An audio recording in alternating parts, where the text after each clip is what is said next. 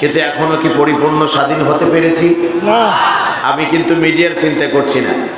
এ পরিমাণ দাওয়াত এসেছে মাহফিলের, আমি আবেগে বলে ফেলেছি বিগত 15 বছরে আমার মাহফিল যত বামপন্থীরা বন্ধ করে দিয়েছে, এই পুরাতন কমিটি যদি আমাকে ফোন করতো তাহলে 2 বছর নতুন দাওয়াত নেওয়া সম্ভব ছিল না। কথা কি বুঝতে পারছেন? ওয়াজাতা বন্ধ করে দিয়েছে, দিনে বন্ধ করছে, রাতে বন্ধ করছে, মঞ্চে ওঠার আগে বন্ধ করছে, এরকম চিত্র ছিল। কিন্তু এত মাহফিলের পরও আমি যা বলবো বিবেকের তাড়নায় বলবো, আবেগে নয়। আপনারা আমার কথাগুলো দয়া করে মেহেরবানি করে একটু মনোযোগ দিয়ে শোনার চেষ্টা করবেন। ভলেন্টিয়ার ভাইদের অনুরোধ করব, অযথা যারা কথা বলতেছেন এই কথাগুলো বন্ধ করতে হবে। বলেন ঠিক কিনা? আমরা 5ই আগস্টে স্বাধীনতা পেয়েছি, কিন্তু আপনারা আমার কথার উত্তর দিতে পারেন নাই। এখনো পরিপূর্ণ স্বাধীন কিন্তু আমরা হতে পারি নাই। কেন পারি নাই? বৈষম্য দূর করার জন্যই আন্দোলনটা রচিত হয়েছিল, কিন্তু আদৌ কি আমরা বৈষম্য দূর করতে পেরেছি? না। হ্যাঁ, আওয়াজটা কিন্তু এরকম আসার কথা না, জোরে আসার কথা। আপনারা বলেন, বৈষম্য কি দূর হয়েছে? না। কেন হয় নাই? এখনো বৈষম্য বিরোধী যাদের সাথে করা হয়েছিল, যাদের বিরুদ্ধে, এখনো তাদের পেতাত্তারা আনাচে কানাচে ওত পেতে বসে আছে। তারা চায় আবার মাঝে মধ্যে বিভিন্ন রূপ ধরে আবার সামনে আসতে, কিন্তু আমার দেশের দামাল ছেলেরা তা হতে দিবে না ইনশাআল্লাহ। চিল্লায় বলেন, হতে দিবে না ইনশাআল্লাহ। আপনি ভুলে গেলে চলবে না, কোরআনের পাখি আল্লামা সাঈদীকে আপনারা 13 বছর জেলখানায় বন্দী রেখেছেন বিনা অপরাধে। আপনার ভুলে গেলে চলবে না, একজন মুসলমান তার নৈতিক অধিকার, তার জানাজা অনুষ্ঠিত হবে, কিন্তু আপনারা সেই জানাজা ঢাকার শহরে আল্লামা সাঈদী সাহেবের করতে দেননি। কেন দেননি? কোন অফিসার অনুমতি দেয়নি। এর বিচার বাংলার জমিনে হবে ইনশাআল্লাহ। আর চিল্লায় বলেন ইনশাআল্লাহ। আপনারা কি সেই দিনের কথা ভুলে গেছেন? যেদিন যেদিন যেদিন পাবনার কিংবদন্তি মহানেতা, বাংলাদেশ নয় গোটা বিশ্ব ইসলামী আন্দোলনের সিফা সালাম শহীদ মরহুম মতিউর রহমান নিজামী রহমাতুল্লাহ আলাইহি একটি ভদ্র মানুষের গলায় রশি দিয়ে ঝুলিয়ে দিয়েছিলেন, সেই রাতের কথা কি ভুলে গেছেন? চিল্লায় বলেন, ভুলে গেছেন? আপনি কি ভুলে গেছেন? মাওলানা আব্দুস সুবহান বারবার জননন্দিত এবং জনভোটে নির্বাচিত পার্লামেন্টের সদস্য, 5 বার নির্বাচিত মেম্বার ছিলেন তিনি পার্লামেন্টের। এত বড় জনপ্রিয় ব্যক্তিকে চিকিৎসার মধ্যে রেখে মৃত্যু অবস্থায় তার হ্যান্ডকাপ খুলে দেওয়া হয়নি। এই স্মৃতি কি আমরা ভুলে গেছি? আপনারা ভুলে যেতে পারেন, কিন্তু আমি ওই শহীদি কাফেলার একজন আরকান সদস্য হিসেবে আমি আমার হৃদয়ের মণিকোঠায় আমার হৃদয়ের রক্তক্ষরণ হয়।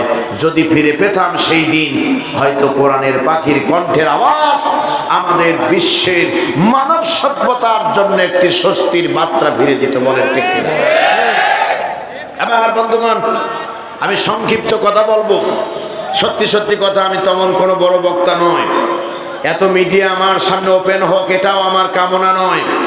আমি চাই যে জিনিসের যত বেশি চাহিদা সে জিনিসের ফিডব্যাক তত খারাপ। আপনি বোধহয় কথাটা ভালো করে বুঝতে পারলেন না। যে জিনিসের যত বেশি চাহিদা ওই জিনিসের কিন্তু পার্শ্ব প্রতিক্রিয়া বেশি। তার কারণটা হলো গরুর গোস্তের উপরে স্বাদের কোনো গোস্ত নাই, ও বেশি খেলে বিপদ হয়। ঠিক কিনা বলেন? আমির হামজার ডেট পাওয়া যায় না, বেশি পাইলে আবার দেখা যাবে যে রাস্তাঘাট থাকবে না।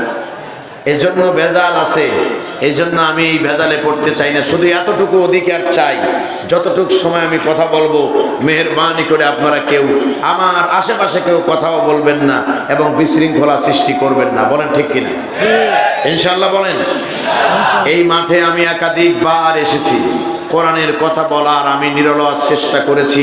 এমনও দিন গেছে এখান থেকে পার হয়ে যেতে পারবো কিনা এর কোনো গ্যারান্টি আমার ছিল না। আজকে ওয়াজ বন্ধ করা হয়েছে, আমার ওয়াজ বন্ধ করা হয়েছিল, মুরব্বী বলতেছেন। আর গতকাল যেখানে মাহফিল করেছে ওয়াজ করবো কি, যদি আপনি ইতিহাস শোনেন আপনি পাগল হয়ে যাবেন। গতকাল যেখানে মাহফিল করেছি পুলিশ এসে অ্যাটাক করলো। অ্যাটাক করার পরে আমার ড্রাইভারকে গাড়ি দিয়ে অন্য থানায় পাঠিয়ে দেওয়া হলো। আমি তখন মঞ্চে কথা বলছি। সেই মাহফিলে পরিশেষে আমার নিরাপত্তা নেই, তাহলে আমাকে কোথায় নিতে হবে? হিন্দু পাড়ার ভিতর দিয়ে রাত 1টা-2টার সময় আমাকে পায়ে হেঁটে নিয়ে যাওয়া হলো অন্য থানাতে।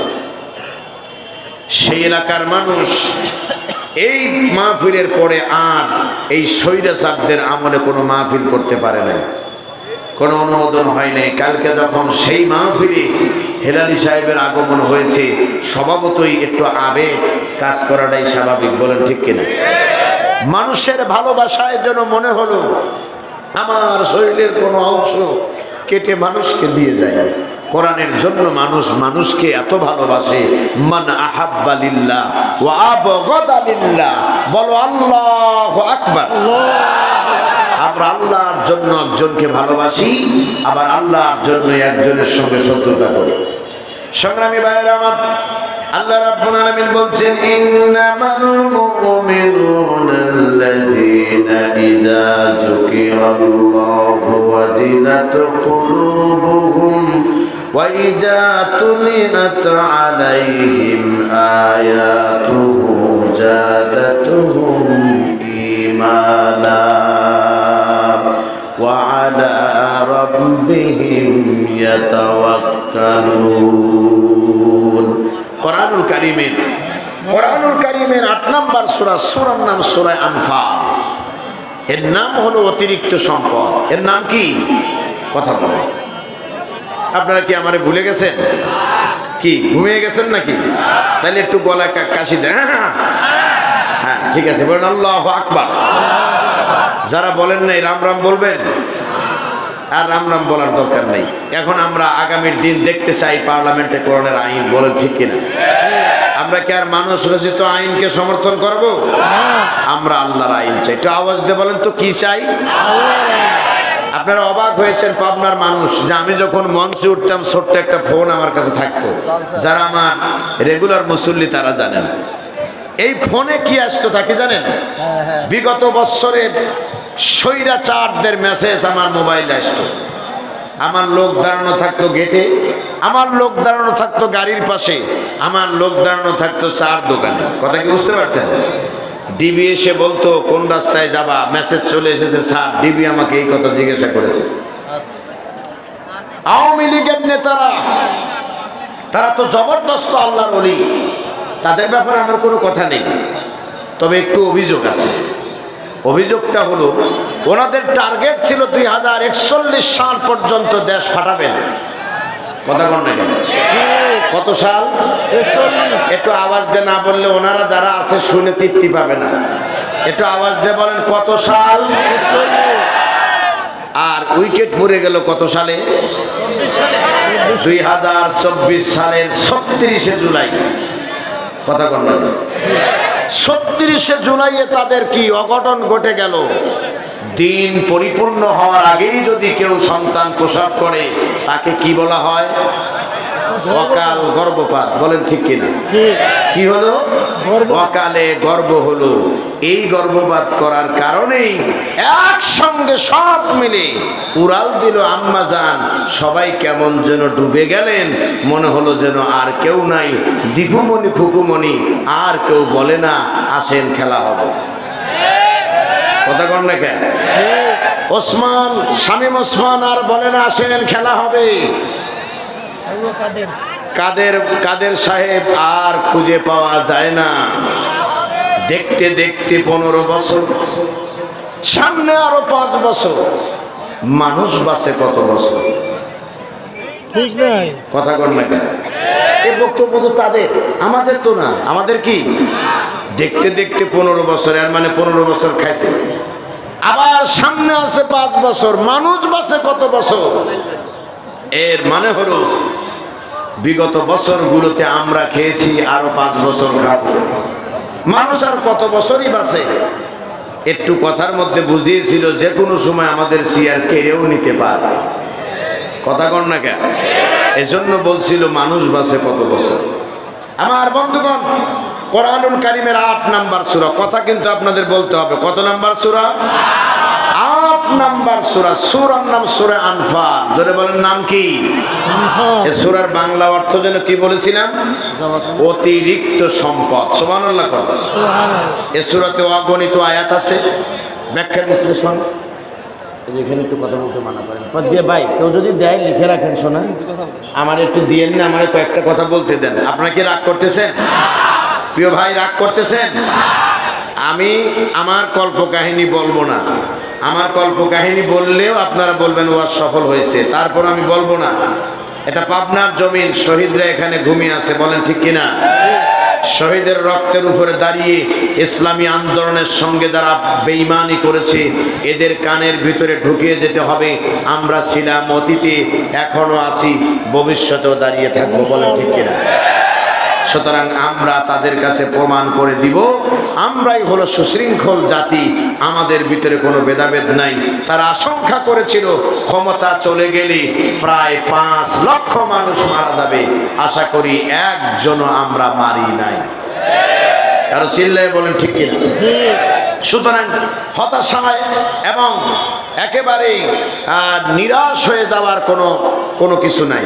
আপনি মনে রাখবেন, অন্ধকারের পর আলোর অনুভব হয়, রাত্রির পর দিনের আভার কি চিন্তা ভাবনা আসে। অনুরূপভাবে আমরা যারা অন্ধকার পাড়ি দিয়েছি, আলো পেয়েছি, আগামীতে সেই আলো জ্বালানোর পালা। এবার আলো জ্বালাবো আমরা পার্লামেন্টে, বলেন ঠিক কিনা? ইনশাআল্লাহ বলেন। আপনারা কি কাপুরুষের মতো বামপন্থীদের গোলামি করে পৃথিবীতে 1000 বছর বাঁচার স্বপ্ন দেখেন? ইমানদার হয়ে 1 ঘন্টা বাঁচতে চাই, এরপরও আমরা বাতিলের কাছে মাথা নত করতে চাই না, বলেন ঠিক কিনা? আপনারা ভুলে গেছেন আল্লামা সাঈদীর কথা। আল্লামা সাঈদী তিনি জীবন্ত এক কিংবদন্তি আল্লাহর ওলি। তিনি বলেছিলেন আজ থেকে প্রায় 20-25 বছর আগে, তিনি বলেছিলেন আমাদের যারা রাজাকার বলে, যারা আমাদেরকে মৌলবাদ বলে, তারা হলো আগাবাদ। তারা কি বাদ? এই কথাটা শুনে নেন। আমি চেষ্টা করতেছি আপনাদের কন্ট্রোল করে কথা বলতে, কিন্তু আপনারা খালি মাঝে মধ্যে 2-1 এদিক থেকে নাচেন, ওদিক থেকে নাচেন। আমার সময় চলে যাবে নি, আপনারা তখন বলেন না যে হুজুর ওয়াজ আর একটু করেন, তা হবে না। কিন্তু আজকে আমার পরে বক্তা আছে, বলেন ঠিক কিনা? আমার বন্ধুগণ, তিনি বললেন আমাদের যারা মৌলবাদ বলে তারা হলো আগাবাদ। তো মূলে আছি আমরা 12 কোটি, আর উপরে আছেন আপনারা কয়েকজন আগাবাদ। মূলে 12 কোটি মিলে আস্তে নাড়া দিলেই উড়ে গিয়ে মামু বাড়ি দিল্লি যায় পড়বা। সত্যি সত্যি খালা আম্মা কোনো দেশে যায় নাই, দিল্লি মামু বাড়ি গেছে। অন্য দেশে কি গেছে? তবে এখন কিন্তু আসার সম্ভাবনা আছে, হয়তো বর্ডারে আছে, যে কোনো সময় ঢুকলে পারেই কিন্তু আবার খেলা শুরু হবে, ঠিক কিনা বলেন? আপনারা কি আর সেই সুযোগ দিবেন? চিল্লায় বলেন দিবেন? বাংলাদেশ জামাত ইসলামীর ফরিদপুর শাখার সংগ্রামী আমিরকে আজকে ডান পাশে বসিয়ে রেখেছি। বাংলাদেশ জামাত ইসলামী নয়, জামাত ইসলামের নাম আছে এমন বক্তার নাম পোস্টারে থাকলে ওরা মাহফিল করার অনুমতি দেয় না। ওদের মতো স্বৈরাচার আর পৃথিবীতে জন্ম নেবে কিনা আমার জানা নাই, বলেন ঠিক কিনা?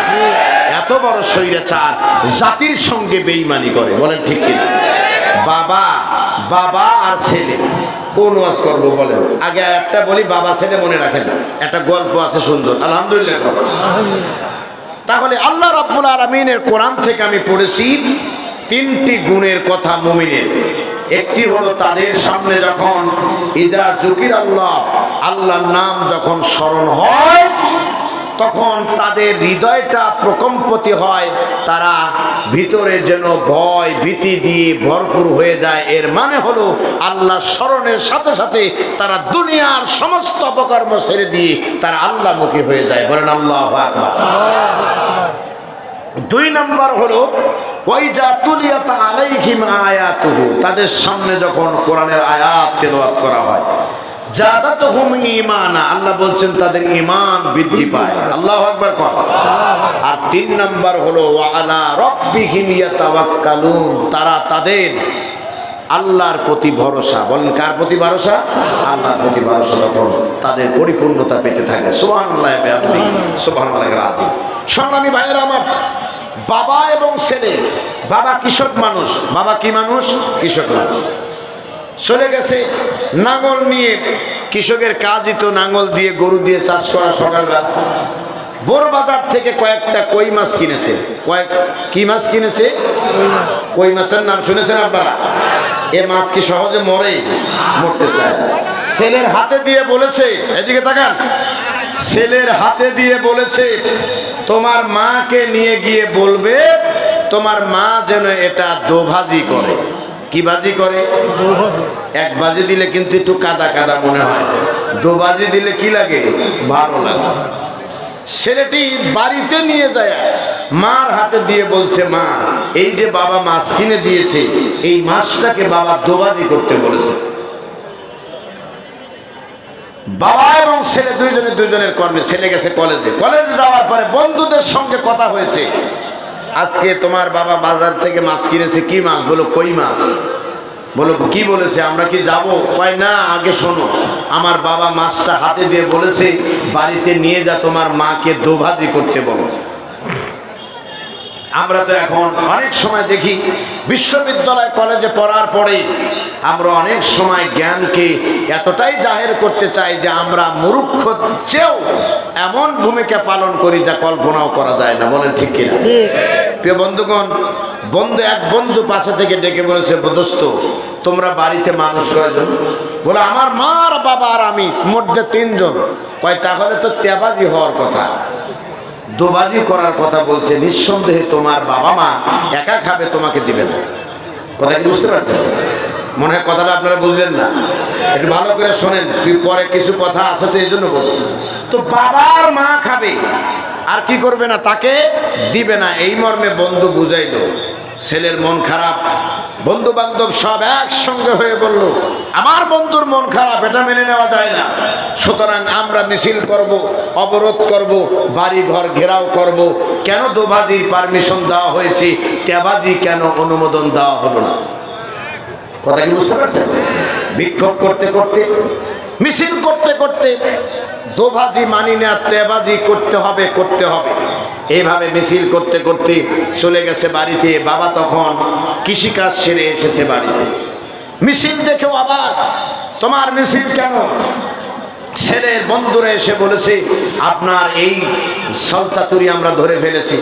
আপনি বাবা হয়ে কিভাবে বলতে পারলেন যে মাছটা দোভাজি করতে, তেভাজি করার পারমিশন কেন দিলে না?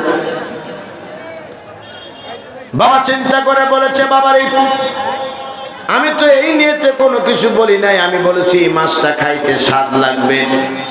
তবে তোদের এই মিছিল দেখে মনে হচ্ছে বাবা মিছিল করার আগে একবার ভাবার প্রয়োজন ছিল, মিছিলের অর্থটা কি, যে কথা বলেছে তার অর্থ কি। আর 2 নাম্বার বাবার প্রয়োজন ছিল মিছিলটা স্লোগান কার বিরুদ্ধে দিয়েছ। বাবার টাকার কেনা আর বাবার বাজার করা সম্পত্তি দিয়ে পাক করা খাদ্যের বিরুদ্ধে মিছিল করেছো তুমি। অনুরূপভাবে এই কথা বলার অর্থ হলো বাংলাদেশের 92% মুসলমান সেই বাংলাদেশের ভূখণ্ডে দাঁড়িয়ে বিগত সরকারের যত কর্মচারী অথবা যত কর্মী বাহিনী ছিল তারা আদতে নিজের বাবার বিরুদ্ধেই স্লোগান দিয়েছে। বলেন ঠিক কিনা? তার কারণ তারা মুসলমানের নাম নিয়ে, তারা মুসলমানের কোরআন সুন্নাহর পথকে চিরতরে স্তব্ধ করার ষড়যন্ত্র করেছিল। বলেন ঠিক কিনা? আমার বন্ধুগণ, সেই ষড়যন্ত্র আমরা বাস্তবায়িত হতে দেই নাই। দিয়েছি? চিল্লায় বলেন দিয়েছি। আমরা দেই নাই। আমরা ওবায়দুল কাদেরকে বলতে চাই, আপনি যেখানেই থাকেন আপনার 15 বছরের ব্যঙ্গত্ব কথাগুলো আমরা ভুলে যাই নাই। আপনি কথায় কথায় বলেছেন খেলা হবে, আমাদের দেশের ছেলেরা খেলার জন্য প্রস্তুত। কথা বলেন না কেন? আমার দেশের ছেলেরা খেলার জন্য প্রস্তুত। রেফারিও আছে, আমরা নোবেল পুরস্কার বিজয়ী রেফারিকে বসাই দিছি। আপনি আসেন, মাঠও আছে,